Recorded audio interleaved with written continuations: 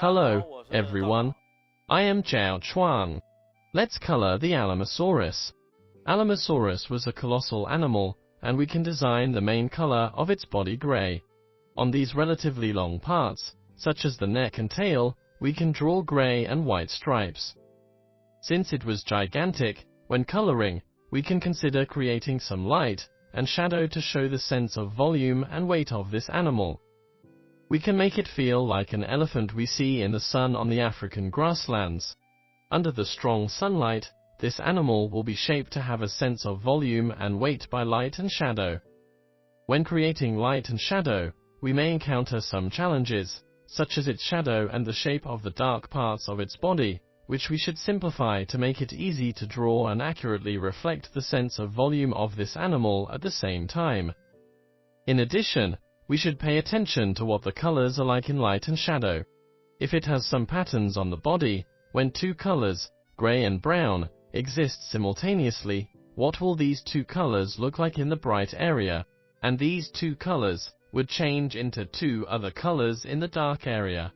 Now, let's color the Alamosaurus. We first fill its belly with ginger or light yellow. Then, the inside of its legs, the back of its legs.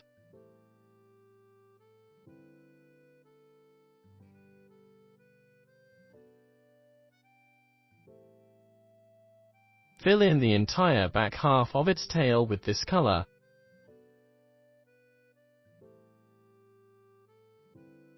Then comes its head and neck.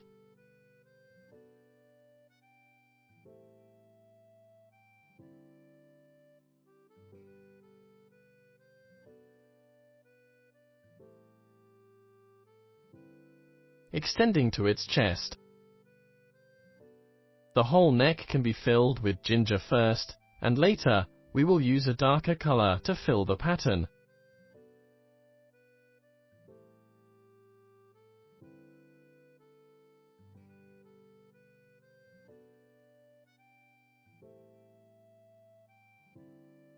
Next, color the inside of this arm and fill a bit of the rear of the other arm.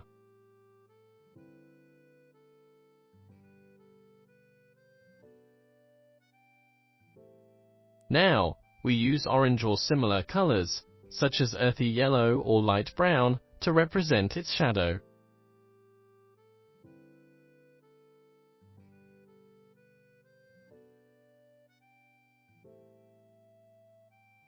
We draw a shadow on the neck to create a nearly square cross-section.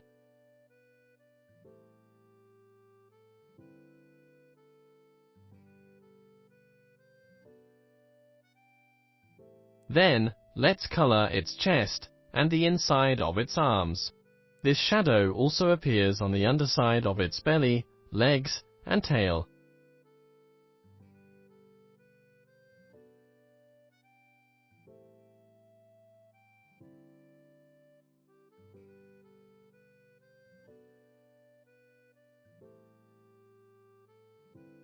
We also apply this color to the periphery of its eyes and beaks. Next, we use light gray to color the pattern on its neck.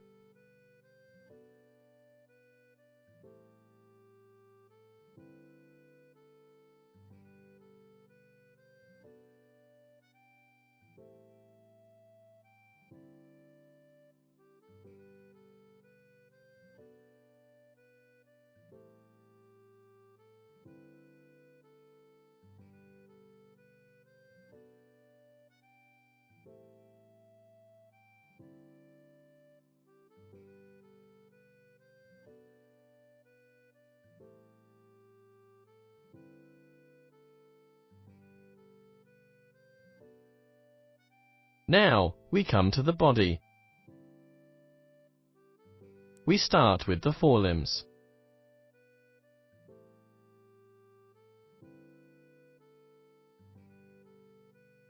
Doing this will create a brown part on the outside of the arm and a yellow part on the inside, making the skin on the inside feel softer.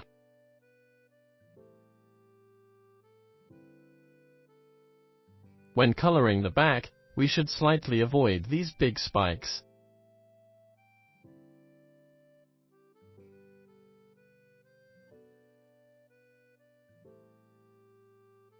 The toes of the hind limbs can also be left blank.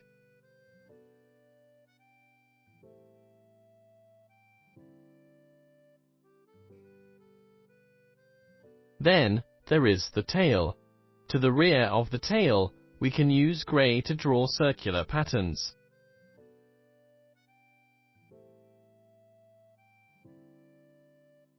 We can also color some gray on its face.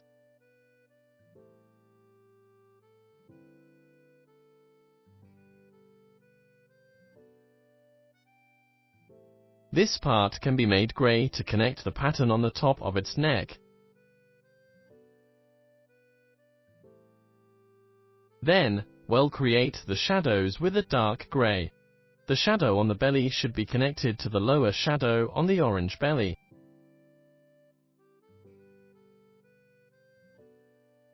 Next, these spikes will also cast shadows on the body underneath.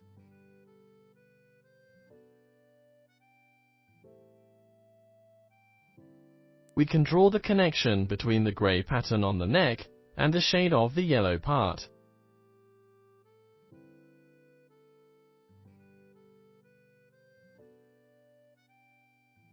The gray pattern in the darkness can also be shown in dark gray. Then, there are the shadows of its limbs.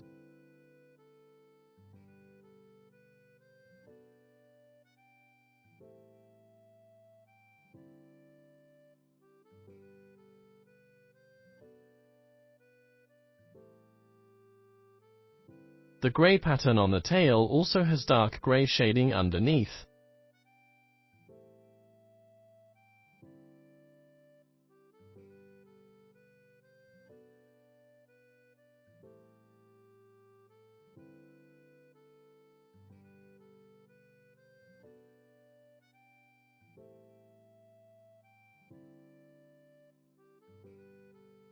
Now, we use brown to fill those plates on its torso.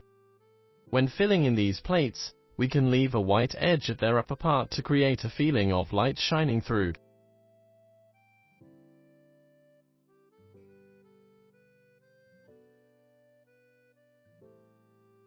This brown color can also be used to the ground.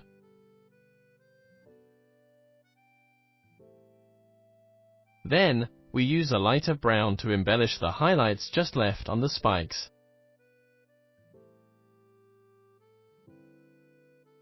Lastly, let's use pink to enhance the soft parts of the body, such as the positions of various joints. The chest and abdomen can also be slightly embellished with pink, making these locations look richer in capillaries.